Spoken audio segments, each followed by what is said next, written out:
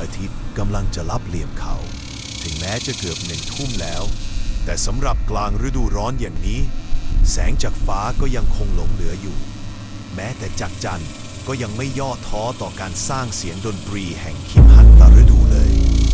บิลเด็กหนุ่มท่าทางเป็นกังวลเขามีสีหน้าไม่ค่อยสบายใจนักเมื่อมองไปรอบตัวซึ่งเป็นบริเวณชายป่ารอยต่อกับดงทึบขณะที่เขากำลังเติมกิ่งไม้แห้งลงไปในกองไฟไอออฟมือ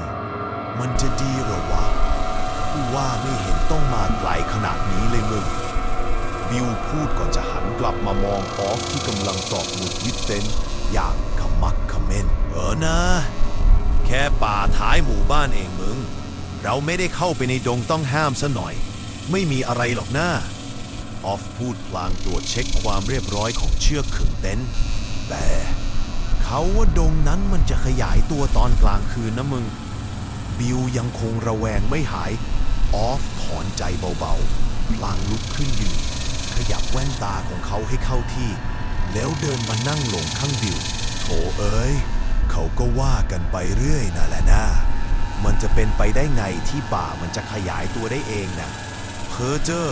เด็กหนุ่มเหยียดยิ้มพลางขยี้ผมบิลที่กำลังกัดริมฝีปากอย่างคนกำลังวิตกกังวลแต่มึงบิลขยับจะพูดแต่ออฟก็ขัดขึ้นทันควัน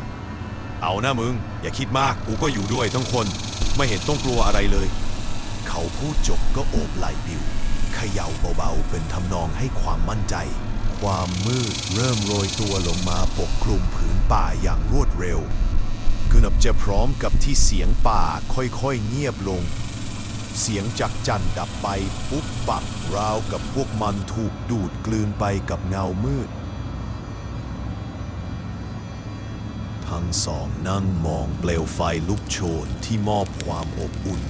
และเงาวูบไหวคล้ายกับกำลังสดับฟังเสียงความเงียบงันที่เข้าครอบครองพื้นที่โดยสมบูรณ์ทันใดนั้น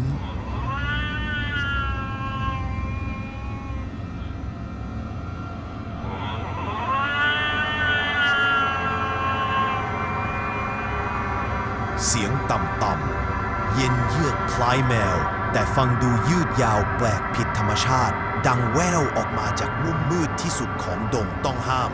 บิลสะดุ้งเฮือกเหลียวขวับมองไปยังทิศทางของเสียงนั้นทันทีด้วยสีหน้าตื่นตระหนกเชี่ยเสียงแมวที่ไหนมาร้องแถวนี้วะออฟพูดขึ้นเสียงดังมองอยู่ในป่าเขาห้ามทักอะไรตอนกลางคืนนะมึงบิลหันกลับมาเอ็ดออฟแล้วกลับไปมองทางเดิมอีกครั้งแต่คราวนี้เขาต้องใจหายวูบลมหายใจติดขัดกระทันหันพร้อมกับสะกิดสีข้างเพื่อนดุ่มยิกดวงตาแดงก่ำวาวโรดอยู่ในพุ่มไม้เตี้ยๆในเขตดงต้องห้ามมันจ้องตรงมาที่พวกเขาแบบไม่มีการกระพริบเลยแม้สักครั้งอะไรของมึงออฟถามเสียงนุ่มคว้ามือบิลที่สะกิดสีข้างมาจับไว้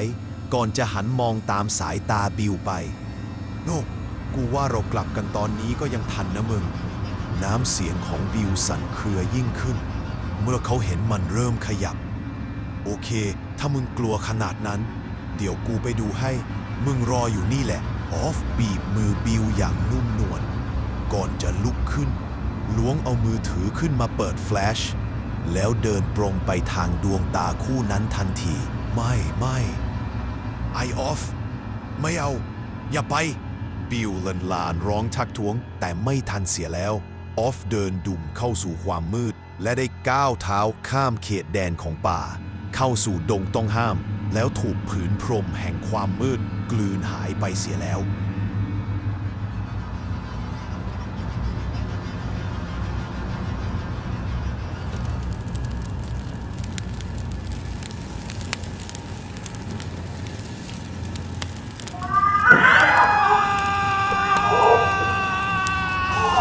เสียงแมวดังออกมาลั่นป่าตามติดด้วยเสียงออฟร้องด้วยความเจ็บปวดจนบิลสะดุ้งสุดตัวเขาผุดลุกขึ้นพร้อมกับความตื่นตระหนกไอออฟบิลตะโกนเรียกเสียงหลงความกลัวสยายปีกอันมืดดำโอบล้อมเขาอย่างรวดเร็วเด็กหนุ่มดึงสมาร์ทโฟนของตัวเองออกมาเปิดแฟลชด้วยมือที่สั่นเทา เหงื่อซึมเต็มหน้าผากและแผ่นหลังแต่มือกลับเย็นเฉียบยื่นแสงสีขาวนำทางและเดินขาสั่นตามมันไปเขาข้ามเขตดงต้องห้ามเข้ามาได้เพียง 4-5 ก้าวและพบแว่นตาของออฟตกอยู่และใกล้กันนั้นมีเศษเสื้อยืดสีขาวเปื้อนเลือดพาดอยู่บนพุ่มไม้เด็กหนุ่มก้มลงเก็บขึ้นมาพลางมองหาเจ้าของไปรอบๆไอออฟมึงอยู่ไหนวะบิวร้องถามเสียงสั่นเครือหายใจแรงจนติดขัดไปหลายรอบแล้วทันใดนั้นบิวเสียงแหบแห้งเรียกชื่อเขาดังมาจากทางด้านหลังเด็กหนุ่มสะดุ้งเหือกหันกลับไปมองทันทีก่อนที่ความโล่งใจจะไหลเข้าแทนที่ความหวาดกลัวเชียร์ออกเขาอุทานออฟยืนอยู่ตรงหน้าเขาก้มหน้ามองพื้นในมือมีสมาร์ทโฟนที่เปิดแฟลชเอาไว้และมีรอยขาดที่ชายเสื้อยืดสีขาวที่สวมใส่มึงเป็นอะไรหรือเปล่าบิวถามพลางขยับเดินเข้าไปหาแต่แล้วก็ต้องชะงักค้างเย็นสันหลังวาบขนต้นคอลูกสวย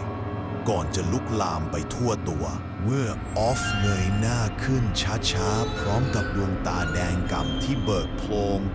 จ้องมองเข้ามาในดวงตาของบิวและที่แก้มของเขามีแผงหนวดแมวเหนือปากที่สยะยิ้มอวดเขี้ยวแหลมและฟันคมกริบเต็มปากเสียงแหบพร่าดังออกมาจากปากนั้นมาอยู่ด้วยกันกับกูนะบิวอยู่กับกูตลอดไปในเงามืดของดงต้องห้ามที่กำลังขยายตัวเองออกไปกลืนกินพื้นที่ป่าโดยรอบนั้นเสียงเด็กหนุ่มกรีดร้องด้วยความหวาดกลัวประสานกับเสียงแมวขู่ดังสะท้อนไปในความมืด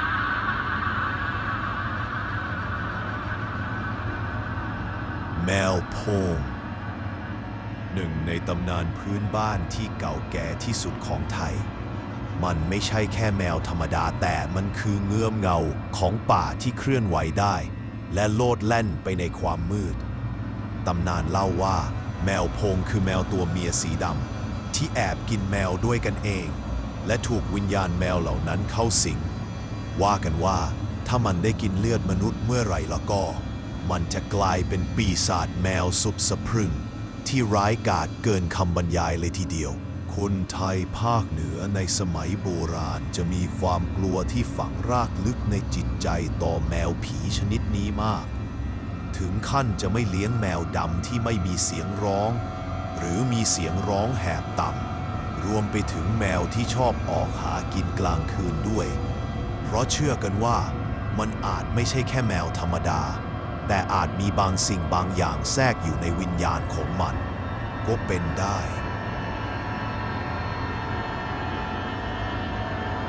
ซากแมวที่ตายอย่างผิดธรรมชาติโดยเฉพาะแมวดำปลอดนั้นคนเก่าคนแก่มีความเชื่อกันว่าจะต้องมีการทำพิธีกรรมบางอย่างเสียก่อนที่จะฝังลงดินบางหมู่บ้านอาจจะมีการฝังแมวดำใต้ต้นไม้ใหญ่แบบทั้งเป็นให้เป็นเครื่องสังเวยผีป่าผีดงเพื่อขอให้ช่วยปกปักรักษาให้คนในหมู่บ้านปลอดภัยจากมันแต่ถ้าเกิดทำผิดพิธีขึ้นมาเมื่อไหร่ย่อมหมายถึงหายนะจะบังเกิดแมวตัวนั้นจะไม่ตายแต่มันจะกลายเป็นส่วนหนึ่งของป่าและเป็นแมวโพงตัวต่อไปมันจะเดินลัดเลาะไปในความมืดหาจังหวะแก้แค้นพวกมนุษย์ที่ทำกับมันด้วยการตามกินเลือดของพวกเขาในเวลานอนหลับจนกว่าคนพวกนั้นจะแห้งตายไปเอง